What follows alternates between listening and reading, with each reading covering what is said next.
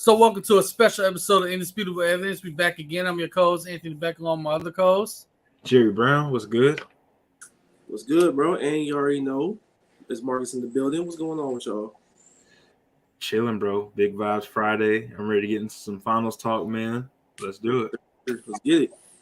Yeah, definitely. Over here just chilling, watching a movie. They got the Home Alone movies playing, so I've been watching them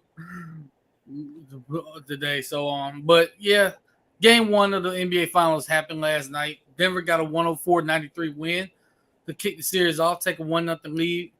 So, getting into this game, what was something that y'all saw that Denver did to kind of really take control of the game? Not be the Celtics. Yeah, for starters, that's the obvious thing, right? Because you know they're not going to throw up all over themselves. They're going to play smart basketball. They're going to get the good shots that they want. But the real thing is that they got Aaron Gordon going early, and I was like, Denver's the bigger team, and they played like it early. They couldn't really stop the two-man game, Miami couldn't, from Jokic and Murray. And Jokic was really comfortable just being a facilitator for the vast majority of the game. Yeah. Like, what, 9 shots at some point deep in the game? And he still ended up with 27 points. So that was the big thing from Denver. For Miami, they couldn't shoot a lick. Like, Max Strus was 0 of 10. Martin didn't play very well. Yeah, Vincent was fine. And you got something out of Haywood Highsmith. He had 18 points off the bench, right? 22 minutes? Yes. Yeah, so that wasn't great. And Jimmy didn't have a particularly great game. Bam played very well. He had 26, I want to say. I'm going to do something. I'm going to pull up the stats from last night. I'm going to put them up here. All right, good. Yeah, for me, Miami just let Aaron Gordon get going early. And what I didn't like was the fact that half the time Gabe Vincent on. I was like, what are you doing? Like, why are you putting Gabe Vincent on Aaron Gordon? This is a clear mismatch. But letting him get going early kind of set the tone for the game. Not playing Haywood Highsmith earlier than what I thought we would didn't help either. But you mentioned it. Miami just missed a lot of open shots. Yes. Shots they normally make. So I feel like in turn they got down 24 at one point. Looking at this game, though, as a Heat fan, I'm not as concerned as the national media is because for me, it's very simple. You hit those open shots, you win the game. It's literally that simple. Is it that simple?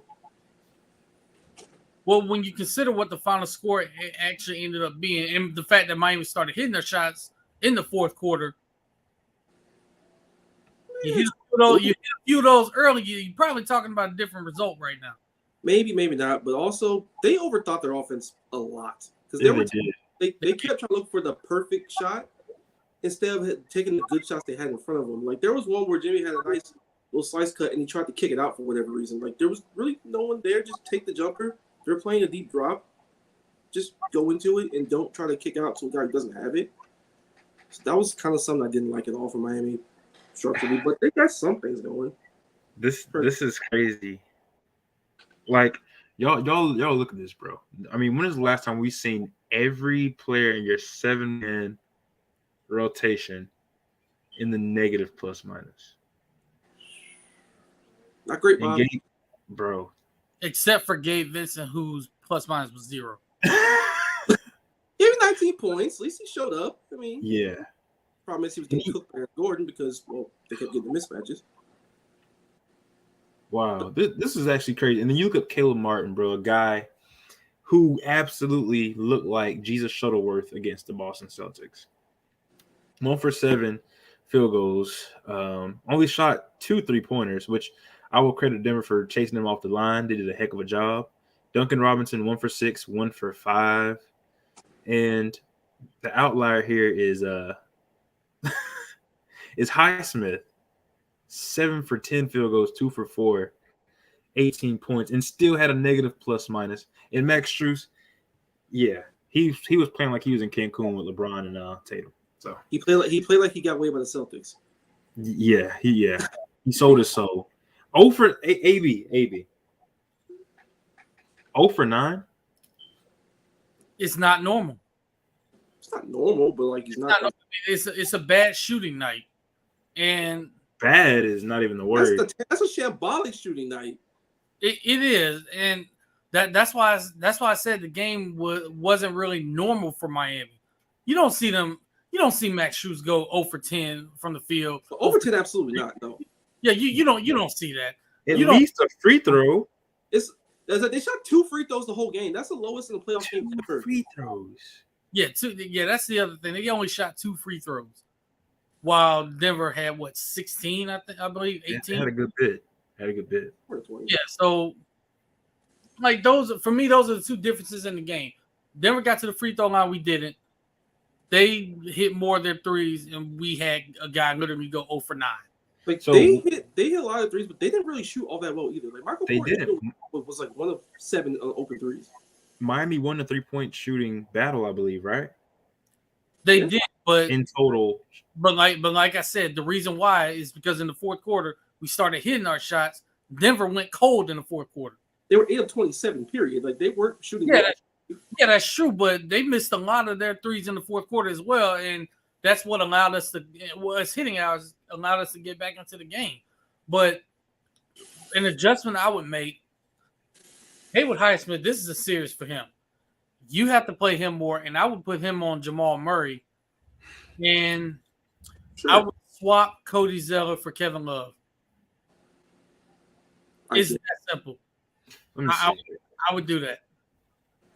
I mean, it's not really a great series for Kevin Love, but it's a bad series for Kevin Love. But you got to do something. But here's the thing: he can shoot the ball, so you give force. Kyle Lowry is the only player that had a positive plus minus in that entire game. Sounds like Kyle Lowry. Now, AB, I want to go ahead and get into this. I know you're probably gonna hate it, bro, but the expectations are just different, and you know where I'm going with this. Jimmy Butler last night he passed up mid-range shots. He didn't go to the free throw line how he should have, been going to. He should have had about 11, 12 free throws, right?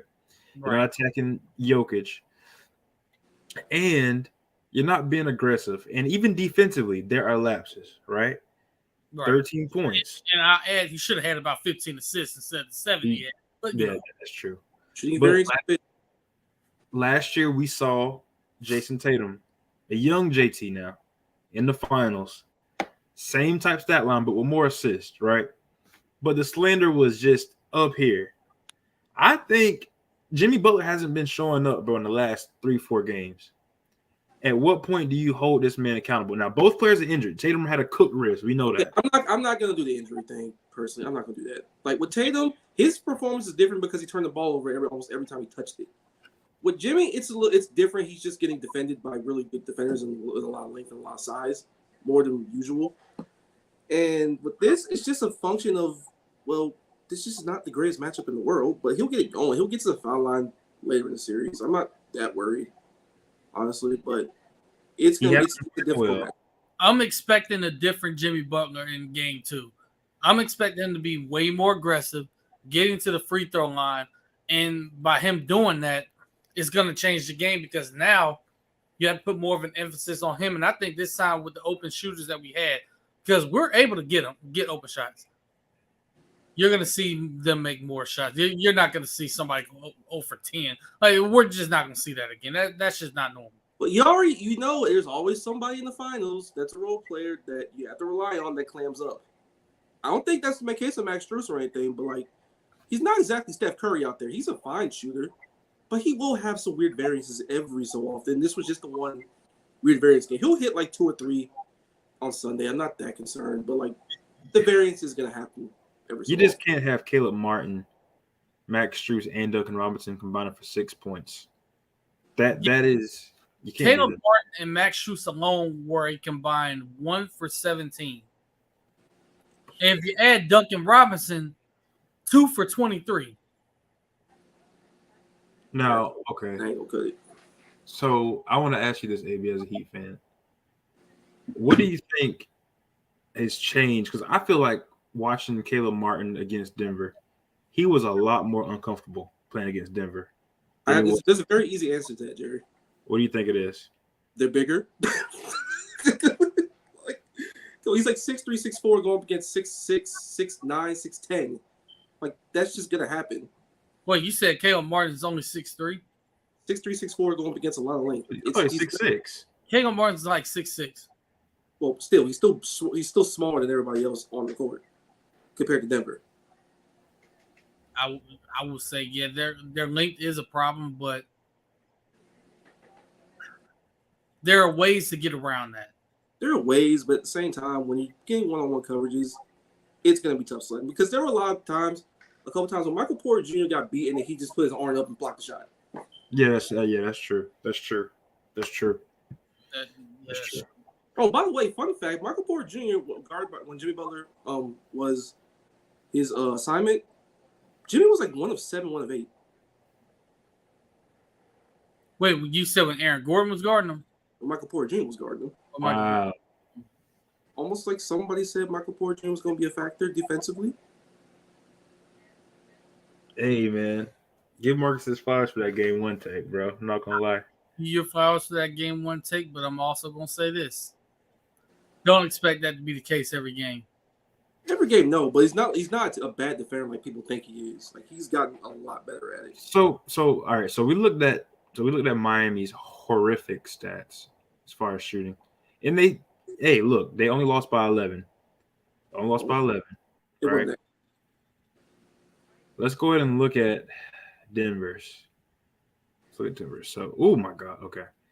So 8-man rotation. What jumps out to y'all on this? Michael Porter Jr. is a +20. He shot 2 of 11 from 3. Yeah. That's exactly where I was going. And Nikola Jokic slept walking to 27 points and he took 12 shots.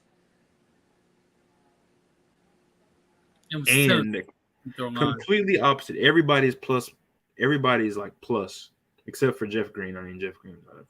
It's up for Jeff. You get what you get from him. Yeah, you get what you get. But +15, +20, +14, +9, +5. And KCP did a heck of a job closing out on 3-point shooters. It was a game where offensively he was a little awkward because there were sometimes he would speed up for no reason every so often. Yeah. And it's kind of led to 3 of 8 shooting and 1 of 3 shooting from 3 from him. But defensively he was dynamite. Wait, go back down a little bit more. Looking at their 8-man rotation. Oh, that's Christian Brown. Okay, Christian Brown. Like they played Bruce Brown, Jeff Green, and Christian Brown too. And Bruce, yeah. So the only one off the bench that played sort of extended minutes was Bruce Brown. And Bruce Brown was an absolute problem. Yeah, he was. I mean, oh my God. I still don't understand why he didn't get so much traction as a free agent. I don't get it. I don't think anybody does. I'm looking at the minutes from these guys. The starters played a lot of minutes. They did. They're not the deepest team in the world. They don't really play a lot of guys off the bench. They play like Christian Brown's a rookie, and offensively he plays like it. Defensively, his length and his size will give you some issues, but again, offensively you're not going to get much out of him. Bruce Brown, you'll get damn near anything that you need on a given night. Jeff Green, his plus minus may not always be great, but like he'll hit a big shot here and there. He'll play some good defense every so often. Like he'll be a minute eater for the most part, but other than that, it's very much they're trusting their 5 guys in the start lineup. I think what was interesting, man, is that Joker and Jamal, they both had 10 assists, 10 plus assists. I was like, Jokic had like 9 or 10 in the first half, right? Yeah, okay. So I don't think I've ever seen. Well, I've probably seen it, but it was just the way Jokic did. So Miami sent a double team. And I think it was MPJ at the opposite side of the court. Oh, I love that. I know what player talking about, the Bruce Brown. Yo, I was like, how do you know the double team's coming from? And how do you react that fast? Because what he did was, like, because you have the matchup on a smaller guy. So your first instinct is to spin in and to get a good look at the basket. But him and Heisman set the perfect double, right? Because Mark Moore he set the perfect double. So like, he put his inside foot into the paint. But he just kind of had it over his head and just rocketed it over to Bruce Brown. But the smart thing was that you don't see, which is the biggest thing, development out of Michael Porter, is that he set a little brush screen on Bruce Brown's man. Like it was very subtle. He set a tight little screen that got Brown open and he was able to hit the shot. The details are crazy. Yeah, the actions that they put out, especially in those situations, he always knows exactly where to go because he was looking at both. So if Lowry's just gonna stay here and take Porter, Mm-hmm. I'll just dump it off to Aaron Gordon for an easy dunk. But if he sticks right here, I'll just throw it to Brown, and then Porter sets a little screen to really make him open, and just dump it off, hit the three. The reads they were making, bro. It was beautiful. But how do you make somebody else on that team read the defense? Because if you let Jokic just stand there and just read your defense, you're gonna get toasted. I mean, it's not even a question. That's kind of what happened. He did whatever he wanted. He wasn't even looking at the basket for long stretches of the game. I think Marcus and AB, you probably tested this too. The only thing that I saw that really stalled them, that kind of let Miami in, was when Miami started mixing up the defense a little bit. They brought a high zone and they made Jokic stay at the top of the key. He couldn't be in the middle, so they had him at the top of the key a little bit, and that's where I finally saw them kind of stall just a little bit. But that's also the other part of it. Like, he's comfortable doing that.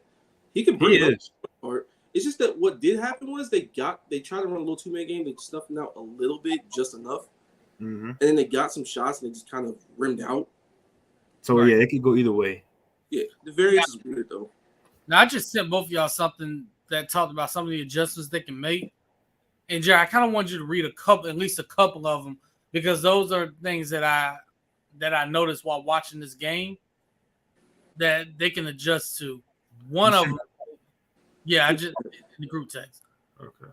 One of them being the pick and roll action that I saw with I think it was with Jimmy and Bam. Let me see. I think it was with Jimmy and Bam.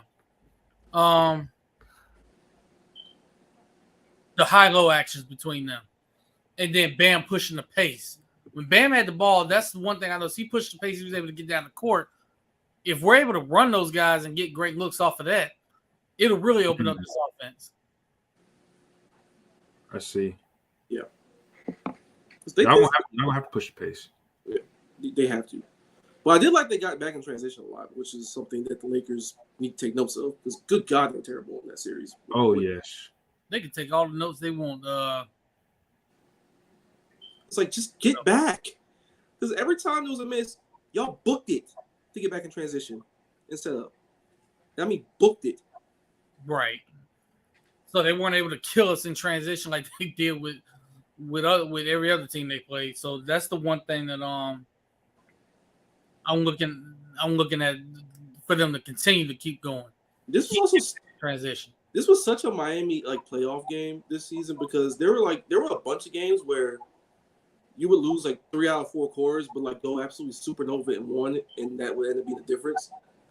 It could have happened there, but that was kind of what happened, because Denver was +9 in the first, +8 in the second, +4 in the third, and you were +10 in the fourth. Games start to mellow out with the Heat a lot in the playoffs this year. They do. Yeah. So we just get off, and we got to get off to a better start too. We did not get off to a great start at all.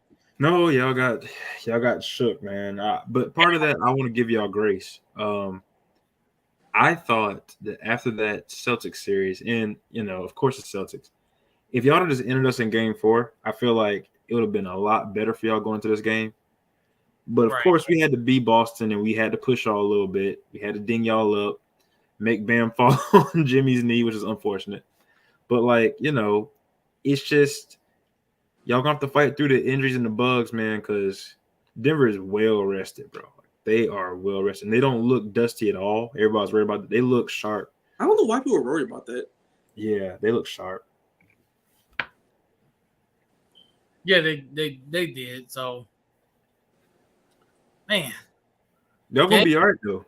Yeah, I'm not worried. Game 2 will be Sunday night, same time, 8:30 Eastern on ABC. If you don't have ABC, I don't know what you're doing with your life. Get ABC. Jimmy Butler didn't.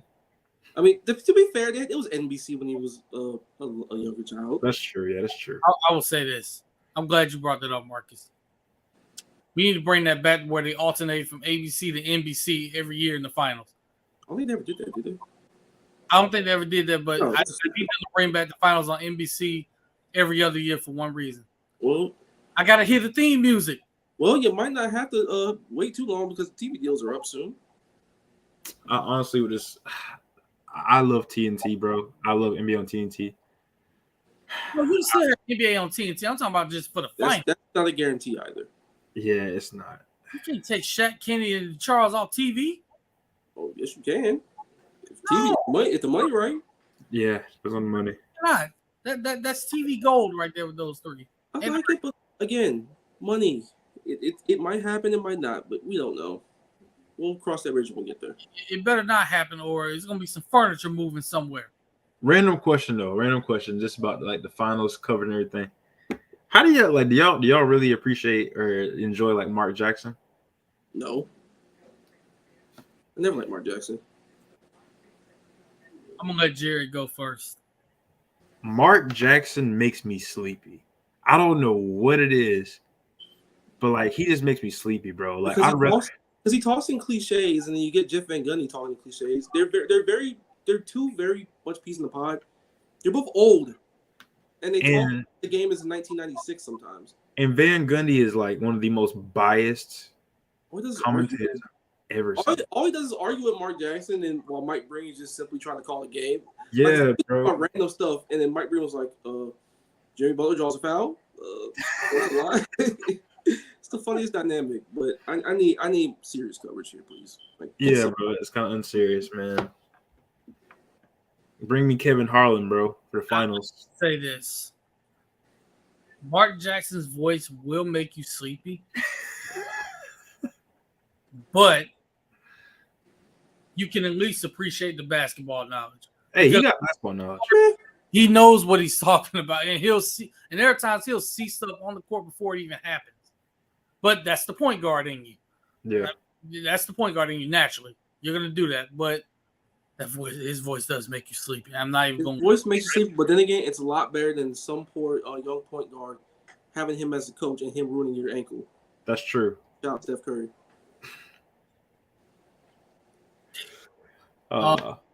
Speaking of coaching, though, we got some coaching to get into.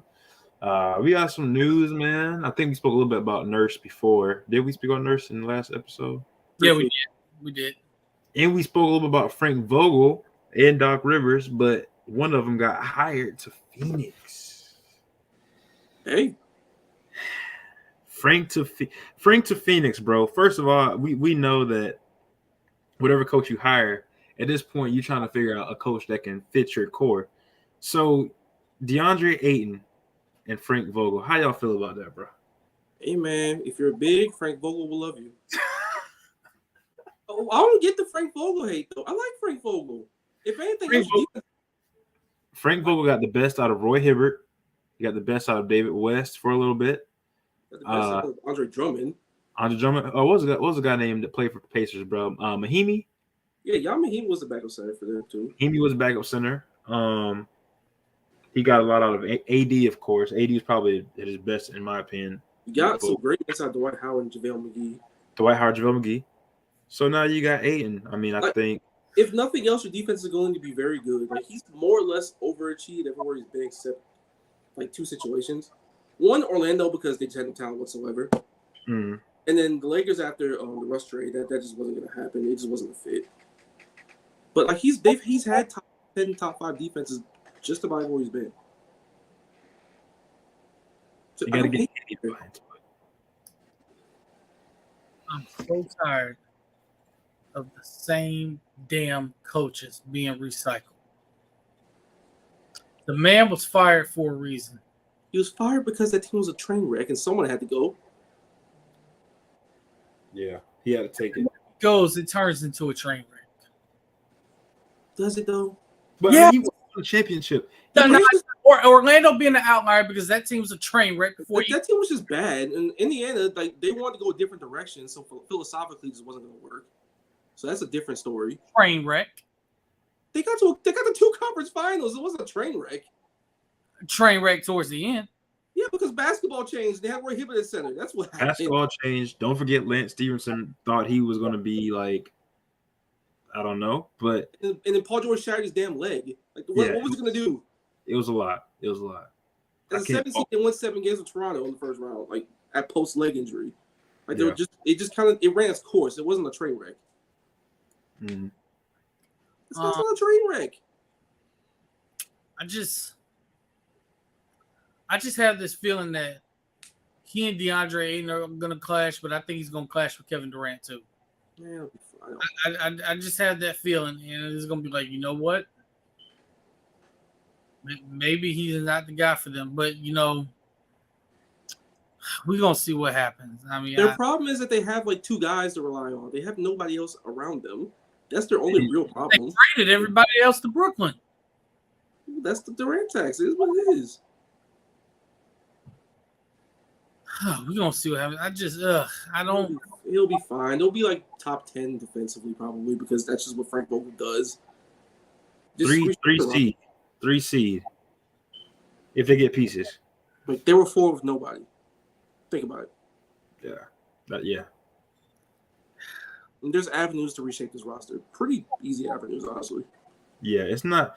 Get somebody that can shoot the ball on the outside, some length to defend, and I mean, I think that's really it. Length, defense, guys helping to score, and then they'll have them a chance to get past some of the elite teams because I think the Warriors will be back. I don't know how good they'll be, but I think they'll be back. They'll be about what they are right now. Yeah. Yep. For them, it all depends on the matchups in the playoffs. For sure. And LA is gonna come back. They're gonna be pretty solid, I think. Yeah, just retool because they're gonna be a good team. They're gonna be a good defensive team, but deeper in the playoffs with the Lakers, it's gonna be pretty much what happened here. They just didn't have enough guys that could do multiple things. Trust Rudy to grow in his game. Yeah, he'll be fine. Austin Reeves is gonna get paid a shit ton of money. Yeah. We talked $100 million. They said they will match up to $100 million. So, well, he's gonna get like $110 million, and all of a sudden they're gonna be changed. They're gonna be changing their minds. well, Hey, salute to Austin Reeves and Caleb Martin for absolutely inflating their value. I do generally like Austin Reeves though. He's a very good 3-level scorer. He's a good passer. Like he will get paid by someone. Yeah, for sure. Yeah, but it would be really funny. The Lakers don't match his contract. He goes elsewhere, and it turns out that it was just fool's gold. Who cares? He got $110 million in the bank. He wins, but the team don't. Who cares about the team? Get your money, Austin. Also, the Sacramento Kings can pay him, and they get him. And he turns shambolic. You, as a Kings fan, you ain't gonna care. Well, for one, they're not going to because they don't have the money to do that. One and two, why would they? No, I'm saying if they did though, you as a Kings fan, ain't no if about it because they're not going to. I know, but I'm saying if the case was they did, you as a Kings fan, you wouldn't care. What's one bad free agent signing? It's the Kings we're talking about here. Besides, they're not going to anyway, so this is a moot point. Good point. He's not really what they need anyway. So, well, I mean, no. Nah. Another level score. I would say he fits better with them than Kevin Huerter. Yeah, sure. But I mean, they got 7 games with him being a terrible shooter. If De'Aaron Fox is fine, Malik Monk's fine. It's really Sabonis that was the actual problem. Oh my God. Wow. That's what's crazy. But got more coaching news as well. Yeah. Former Suns head coach Monty Williams is finalizing a 6-year, $72 million deal to become the Detroit Pistons' new head coach. For Tim's a lot more. Okay, what we doing here? It's not a terrible situation. Yes, it is. He has to go to Detroit. Yeah, but that's a talented team, though. Talented young team. He has to go to Detroit. Auburn Hills. There's nice, rich suburbs outside Detroit. I would say that I think he fits what they're trying to do. Toughness. You got a young star in Cade. You got make sure he's healthy, and then you also have Jaden Ivey, who played solidly down the stretch of the season. And Duren as well, right? Mm-hmm.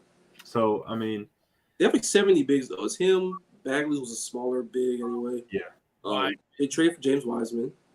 Mm-hmm. So they have a little bit of a log jam. Well, not really a log jam, but something they have to figure out there and get some like experience and some veterans there. Yeah, you got to get some more scoring, in my opinion. And you got athleticism, but you got to get some more scoring. Yeah, and get Killian Hayes off that roster. Killian Hayes is going nowhere because nobody wants him. Killian Hayes is going back to France. Yeah, he's only good on 2K, bro. Sadly, He's not even on 2K because he can't shoot. that's true. Played against him on 2K. He was like 1 for 17 when I. Christ. But yeah, I mean, I do like that. I think Monty will do well there overall, bro. I mean, I'm not sure. Maybe he'll push for a play-in at some point, but The problem is bad, so I wouldn't be shocked if he does. yeah, development's key, bro. I mean, I think that's what he'll be there for: development and mentorship. It's the perfect situation. He's one of those coaches where if you're a younger team that is kind of on the up and up and you have talent, you just need that one more little push. He's perfect. Yep, Put some veterans in there with those young guys, and they'll flourish. agreed. So we had Monty. But I will say, $78 million will make me live anywhere. You ain't lying, boy. You ain't lying.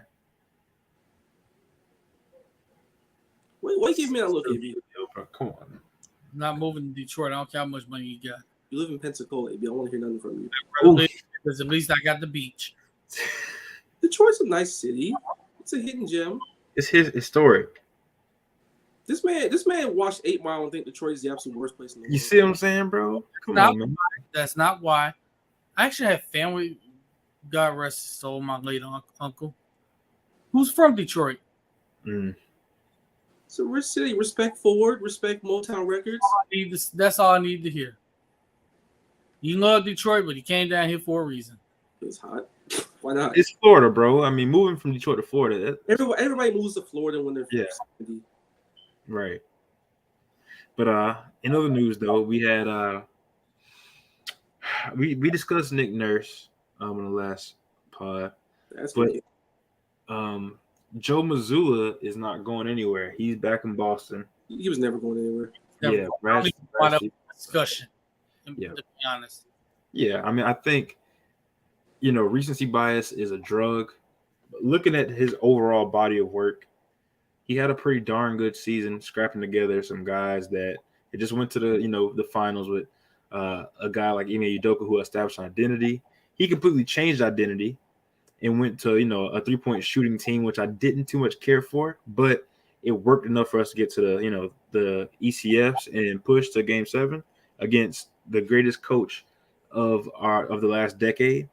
So I think just keeping that consistency for Boston is pretty huge. We got to add some pieces, but I do like Joe Mazzulla coming back and coaching these guys again. So we'll see what Boston chooses to do. Hopefully we add an experienced guy to our staff, or experienced guys. Doc Rivers is, I think you're also expected to lose some guys on the staff, by the way. Yeah, we're losing 3. They're going with Houston. Yeah, so. hey, they want to be a part of the strip clubs and scene down. I'm gonna say, what was his sales pitch to them? Hey, bro, we got some IG baddies over here. Probably what? Or Hey, he showed, or he pulled the Paul Pierce was in the strip club. And niggas, hey man, It's what you had. This Come what back. he said. This is what he said. He said, "Would you rather see Dana White and Mark Wahlberg courtside, or Meg Thee Stallion? Take your pick." bro, Ime Udoka is officially on demon time, bro. I'm not gonna lie, man. Salute to Ime. Ime's a menace. I told you really gonna be on demon time in Houston. Yeah. Back to the Celtics real quick. They're such a strange team, bro. Yeah, very, very. Because the whole, you have win. Because there's this conversation to be had about what kind of league this is. And I think Boston is the poster child for this. Like, a lot of people kept saying, "Oh, this is a wings league. This is a wings league." Yes and no. And I'll give my reasons here, folks. So first, having good wings like a Durant, like a Tatum, to extend Jaylen Brown, it's on third. It ups your ceiling because those are guys who can take people off the dribble. They can score all 3 levels and things like that. Mm-hmm. But it's the way a lot of wings play. They like to model themselves after Durant, but they model themselves after Durant post like Golden State. Yeah. Where early Durant got to the rim a lot and didn't settle so much. A lot of these wings like to settle for threes and settle for like contested mid range way too much. Tim does this to an extent. Brown doesn't have the handle to not sell at times, especially when things bog down. Mm-hmm. And Mark also not a real point guard.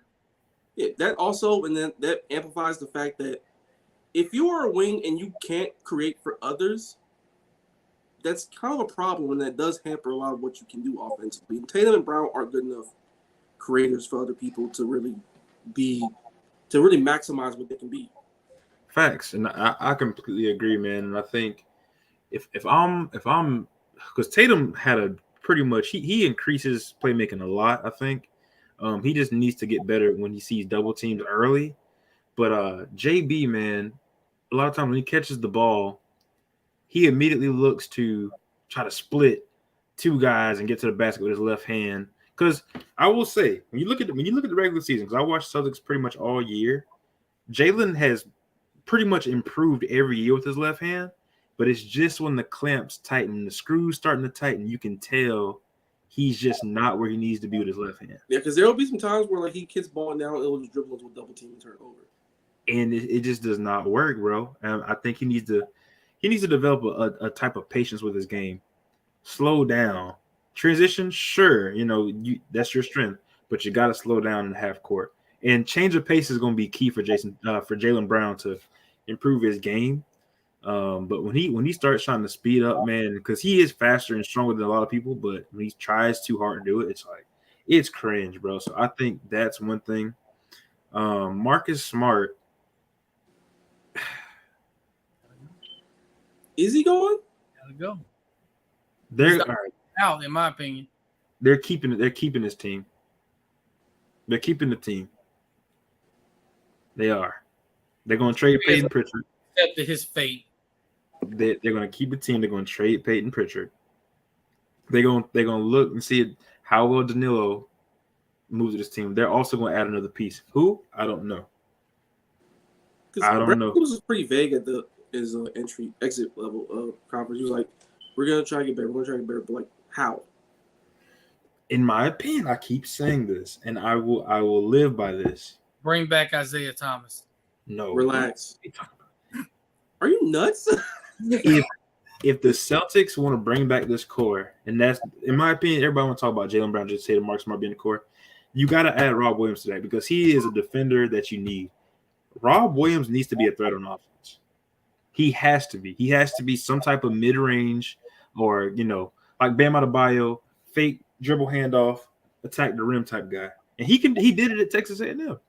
You know what I'm saying? Like, he has to be willing to shoot that mid-range. And he can do it.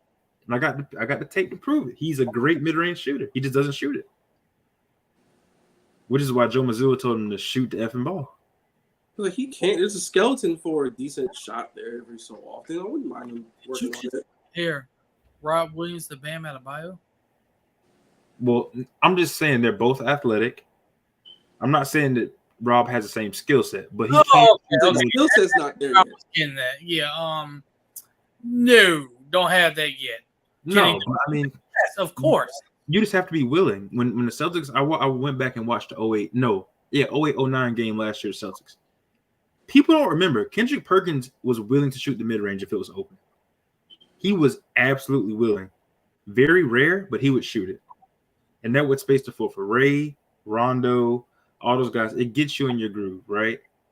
He has to be willing to shoot that mid-range. Sure. Well, he's not exactly not an offense threat now. Like, he's a good lob threat, and he'll get offensive rebounds and put backs and things like that. But yeah, he gets a skeleton for a decent shot. He got to shoot it. He got to develop it, bro. I'm telling you. Either Grant Williams needs to be a consistent post threat. Either one, they got to do something. They just have to not be boneheads. Because like when they saw the zone, they just jacked stuff up, and the question mark was over their heads. Like, okay, what do we do with this? And no one flashed in the middle. No one drove baseline. No one said high ball screens. Nothing like that. They just said, screw it, we're just going to shoot over it. And they let Al Horford. There were times where Al Horford and Robert Williams just became passers, and they were just completely taken out by the zone. And there were times where Horford just shot it, which mine was fine because he wasn't hitting those shots anyway. Yeah. It was tough sledding. Right. Like I told y'all yesterday, if I'm the Celtics, I know it sounds crazy. I know we got some Gator fans that watch us. If I'm the Celtics, whether it's free agency, out of a rookie contract, whatever, I look at Colin Castleton. I bring him to Boston. I develop him. I develop Colin Castleton. 1,000%. 1,010%. Don't need to see Colin Castleton in Boston.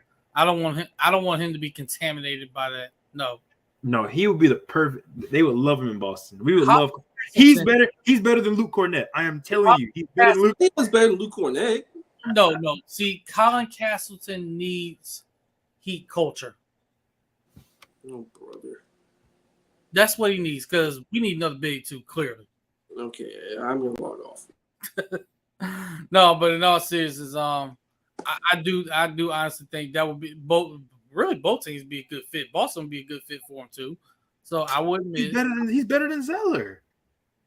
Which is why I say he needs Heat culture because I'm trying to get Zeller off my team. Zeller is the ultimate player that's somehow in the rotation of a team that's like 7th, 8th seeded that plays for no reason whatsoever. He is reasonless. He's Jonas Jerebko. He's Solomon Hill. And we got to the finals with Solomon Hill. The Solomon Hill is always on these like random teams in the playoffs. In the rotation, actually gets real live, actual factual minutes for no reason whatsoever other than just to eat some time up with predictable results, much like Kobe Zeller last night. Jesus, bro. It's sickening. Oh, but hey, Denver, I figured out why Denver's so good, bro. I saw who's on their team, who's on the sideline. It's Ish Smith, bro. Oh, my God. Ish Smith. Ish Smith, NBA legend, bro. What? Hall of Famer, Ish Smith. That's not exactly why they're good, but, I mean, never hurts to have Ish Smith with each other. But, yeah, man. I mean, we had a lot go down in the NBA. We still got some more stuff. I think this is going to be an interesting free agency period, draft period, because a lot of teams are looking to get better. And I think we have some hidden gems in this draft. So, bro, it's going to be. And this is the good thing about the Heat making the finals. They keep their 18th overall pick. It's a great position to be in because you still have some great players even after the lottery. You want to take one of the Twins if they fall?